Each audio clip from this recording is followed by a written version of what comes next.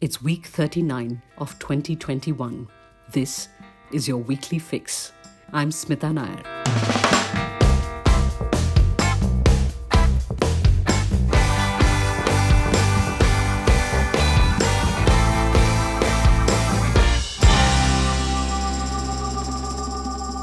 Come Monday, October 4th, schools across Maharashtra, India's worst affected state during the COVID outbreak, will reopen.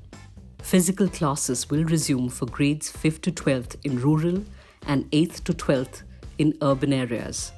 This includes Mumbai. In fact, if all goes well, kids in Mumbai from classes 1st to 7th too will be going back to school in November. In Tamil Nadu, regular school will resume for grades 1st to 8th early next month. Several states have begun a staggered reopening of schools through the months of August and September. That the inability to access online schooling has pushed millions of school-age kids off the education map is now well documented. Researchers studying the impact of prolonged school closures have found it had catastrophic consequences for underprivileged children. A UNICEF chief of field office has warned we are faced with a generational catastrophe. I'll link to our ground reporting on loss of learning in the description below. Look, I'm a parent too. I know what some of you are thinking. Your kid or kids haven't faced academic regression, thanks mainly to our socioeconomic location. And you're weighing if the risk of sending your kids back to school is worth it. Concerns that must be addressed. If you're conflicted or you're on the fence, or even if you're firmly in one camp or the other, I'd reckon listening to Dr. Lancelot Pinto, pulmonologist at the PD Hinduja hospital, will be worth your while. He's been handling COVID cases since the start of the pandemic. He's also a parent. Dr. Pinto, thanks for agreeing to tackle these FAQs of parental anxiety. Hi, Smitha. Thank you for inviting me to the podcast. Dr. Pinto, in my understanding, presently, the primary driver of fear and resistance to sending kids to physical school is seeded in the rash of statements by some experts made somewhere in May that predicted a third wave and worryingly anticipated or forecast that this wave will severely impact children. Yeah, that's right. Consequently, we saw a number of state governments hurriedly take stock of gaps in pediatric facilities, setting up of pediatric task forces, enumerating treatment protocols, etc. That made the panic legit. Right. Now, the Lancet COVID-19 Commission India Task Force, the Indian Academy of Pediatrics, tried to tamp down that panic by saying, look, there is no evidence to suggest any of this, but it evidently hasn't worked.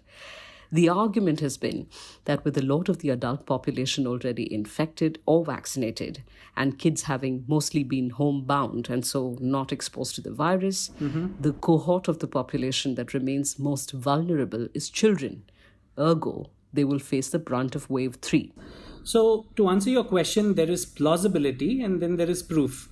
And honestly, the hypothesis that children would be protected because they were homebound wasn't even completely plausible because children don't live at home by themselves.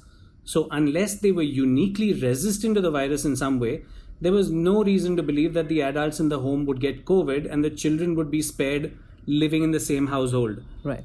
But if for some reason we believe that children were uniquely resistant to the virus, then this would further be an argument against expecting the third wave to hit them hard.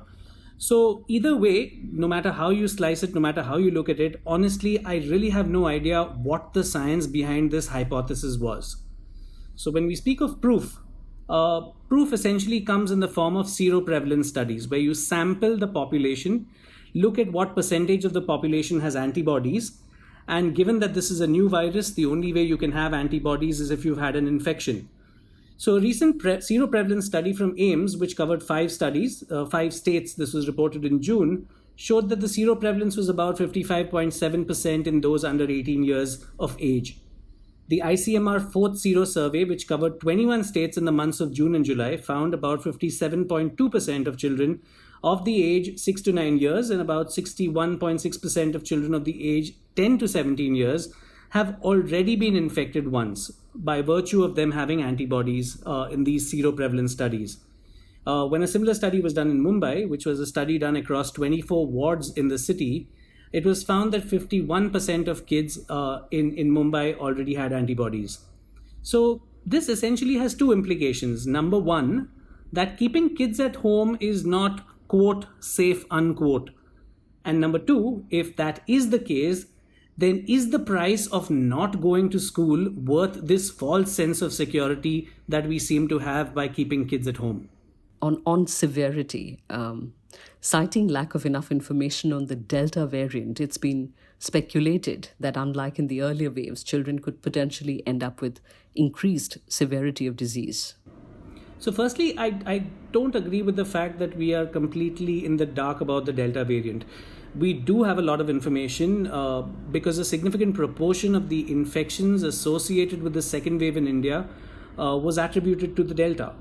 And a rise in seroprevalence in consecutive surveys therefore suggests that children in India were likely to be infected by the Delta variant as well in the second wave. So it wasn't, these infections weren't isolated to adults, but children also got infected with the same variant.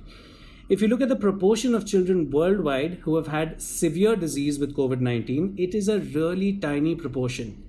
However, 2 points need to be made in this context. A, worldwide, the number of hospital beds available to children are far fewer than those available to adults. And therefore, B, if the number of children getting infected is huge, even a minuscule proportion of such children who get hospitalized could potentially overwhelm the pediatric healthcare system. So whenever we hear of stories of pediatric hospitals getting overwhelmed in the midst of a huge surge, we need to look at the denominator to truly understand the magnitude of the problem. In the US, for example, in the first week of August, 216 children were hospitalized almost daily. That was what their average was. But the case fatality rate was 0.24%. I was looking at the age distribution in India, and about 26% of the Indian population is under the age of 15 years of age. That is roughly about 350 million children. And if you go by the seroprevalence studies, half of these have already been infected. And clearly, despite this, our pediatric health systems did not seem to have been overwhelmed, suggesting that it was really a tiny fraction of these children who had disease that was severe enough that warranted hospitalization. Among hospitalized kids, this was reported by the Lancet COVID-19 Commission India Task Force, it was just 2.4% of all kids who were hospitalized who unfortunately passed away. And most of these kids had comorbidities. So these were high-risk kids. And even in that, it was a very tiny proportion of individuals who were hospitalized. Right. I'll get to a specific query on high-risk kids in a moment. First, tell me something. If it's purely science that dictated how things run, should authorities be opening primary schools first or getting the older kids in classes 8 and above to first start coming in, as has been done in most states? So from a science perspective, I think it really should be primary schools that need to open first. And there are multiple reasons for this. So firstly, for reasons that we don't completely understand, the susceptibility of infection increases with age. So the older you are, the more likely are you to get infected when exposed. Younger children, when infected, are less likely to have severe disease.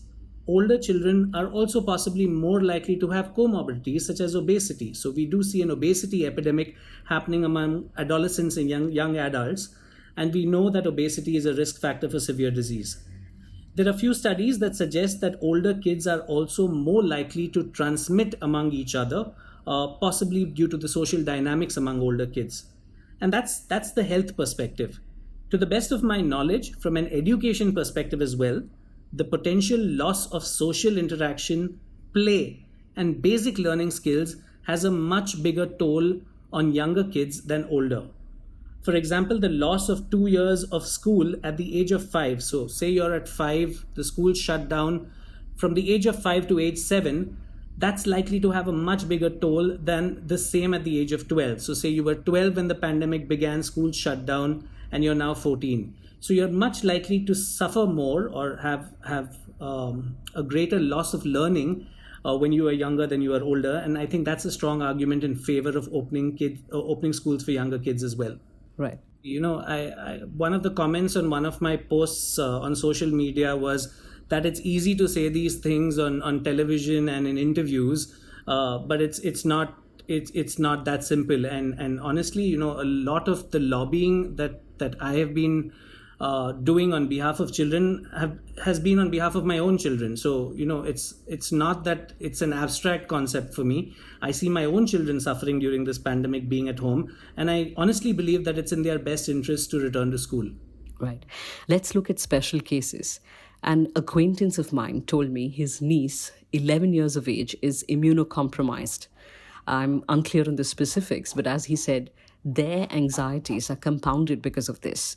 They are willing to homeschool the kid if necessary because, quote, the risk is just too great for us. What would you tell parents who are in a situation like this? Guidelines and policy at the end of the day follow the principle of the greater common good. So when you frame a guideline or when you frame a policy, you are not looking at individual situations. You are trying to be sensitive to the needs of the majority rather than focus on an individual specific situation.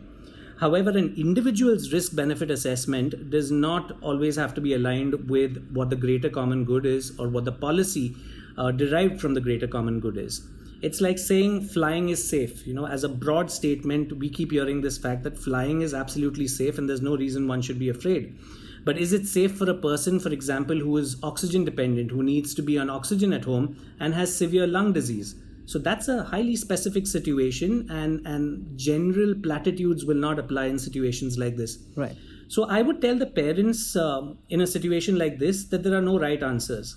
They need to have a conversation with their pediatrician to understand what is the risk of severe disease if she does get infected, and weigh that against what the risk of an adolescent being deprived of social interaction and learning is, and then make an educated risk-benefit decision. If I were in such a situation, I would probably agree with the parents, but there really is no right answer in a situation like this. Right. Broad picture again.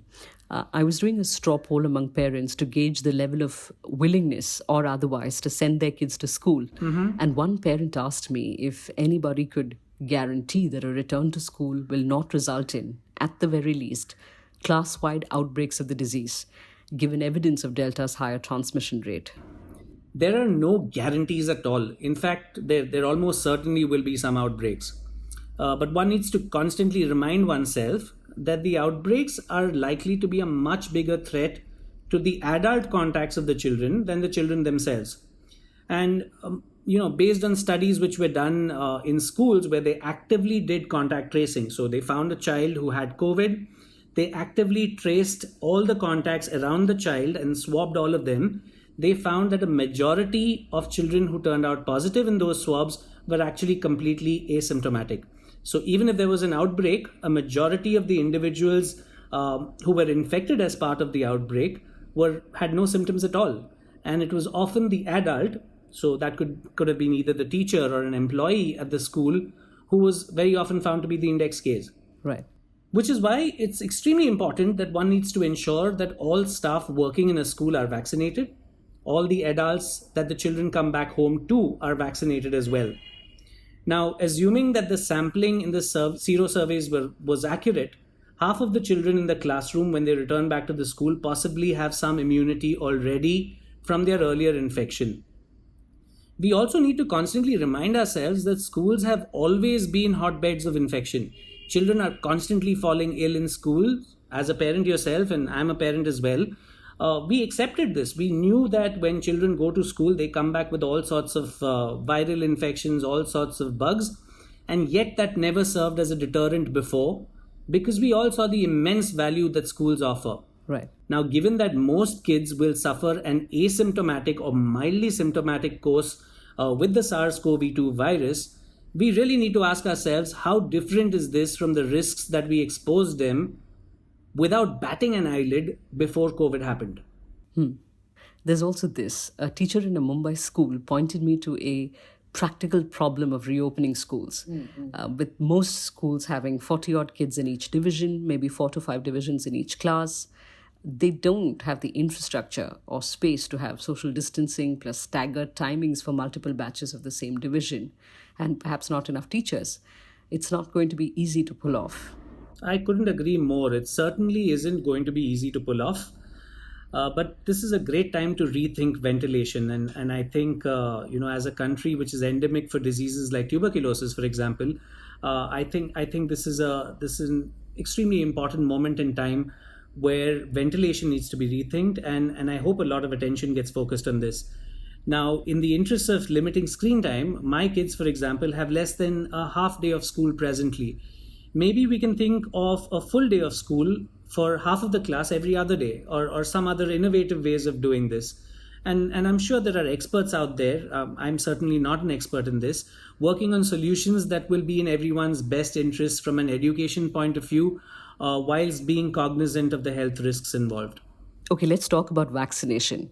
In India, there are two vaccine candidates that have been tested among children: Bharat Biotech's Covaxin and Zydus Cadilla's Zycov D. The health secretary had, during a briefing, said that Zydus Cadilla's vaccine Zycov D, the first approved for use in children 12 to 18, will likely be available by the first week of October. Right. Bharat Biotech's managing director had said in September that they are hoping either by month end or by next month they should get the license for vaccine in children. This being the only vaccine that can be given to children between 2 and 18 years of age. So some parents point to this and say, look, let's wait to vaccinate our kids. So let's look at the logistics, and all of these are rough numbers. I'm not an expert to the T, but there are roughly around 350 million kids under the age of 15. Let's say there are possibly another 70 to 80 million kids between the ages of 15 to 18. So we're talking about a close to 450 million kids in the country. Right. Now, I just looked up the stats a couple of days ago, and it's about 230 million adults are currently fully vaccinated, which is about 17% of all adults. And it has taken us 8 months to get here. So with the same infrastructure with which the kids will have to compete, we are possibly looking at a year more before all kids have received all their doses of the vaccine. Now the question is, are we really ready to wait that long before we open schools? I mean, it's already close to 2 years. Is close to 3 years acceptable? The second question, of course, is that of vaccine efficacy. For a disease that is mostly asymptomatic or mildly symptomatic in a majority of kids, and for which we know from seroprevalence surveys that half of kids have already been infected, I think the bar needs to be extremely high for a vaccine in terms of both safety as well as efficacy. I certainly would not judge a parent who would like to see a peer-reviewed phase 3 randomized controlled trial published before deciding whether or not to vaccinate their child with a new, relatively untested vaccine. And I hope Zydus as well as Bharat Biotech prioritize that before an emergency use approval. I'd say even the 1 year timeline you lay out is the best case scenario. Right. Now, it's been a few months since America has started to vaccinate its over 12 population. I read in the New York Times this week that polling indicates that parental openness to vaccination decreases with a child's age, and that even some vaccinated parents don't tend to inoculate their kids immediately, in part because of the relatively small size of children's trials. So my strongest argument to most adults when I speak to them about getting vaccinated for the COVID vaccine, especially when such adults have concerns regarding the safety of the vaccine, is to assess the risk of severe disease if they are infected versus the risks associated with vaccination. And this ends up being a no-brainer for most adults. However, this is a real concern. So even the Astra vaccine, for example, was suspended in young adults because of the question of whether the incidence of clots, which was an extremely rare event, outweighed the potential benefits in a young person. Right. Now, this argument is amplified several-fold among kids. The argument in favor of vaccinating kids is less about protecting them than about protecting adults in the community and accelerating the end of the pandemic. So we want to control the pandemic. We cannot let a huge proportion of individuals not be vaccinated. And that's the argument in favor of vaccinating kids. It therefore needs to be safe beyond any doubt. And the onus is on vaccine manufacturers to be transparent about safety and efficacy so that educated decisions can then be made. Right. Thanks, Doctor. Your answers certainly bring more clarity. Give us your concluding remarks, your nut-graph take on the subject. I think conversations around safety of children often ignore the costs of keeping our children safe. And as a parent of young children, this balance between safety and cost of that safety is a constant struggle. What if my child fractures a bone while playing a sport? Should they ride a bicycle on the street? Should they even cross a street by themselves? But we very often make peace with several of these because A, the risk tends to be very small, and B, what they lose out on if they live in fear clearly outweighs that risk. I think we need to start looking at COVID 19 in kids with the same filter. We also need to acknowledge other realities, as you covered so well in your article in Scroll, such as the fact that digital distance education is a dream for a majority of Indians. Midday meals are an important source of nourishment, and a loss of close to 2 years of education comes at a huge price to a majority who aren't privileged enough to receive a comparable education at home. Let's not forget the importance of social interactions, physical fitness that comes from sports, the arts of negotiations and arguments which help mold our kids. To focus solely on the risks which seem really small and to ignore the harm which could be huge is truly letting our kids down. I suspect many parents are nodding in agreement right now. Thanks for your time, Doctor. Appreciate the clarity you bring to the subject. Thank you for inviting me to the podcast. And thanks to you, our listeners, as well. We'll be back next week.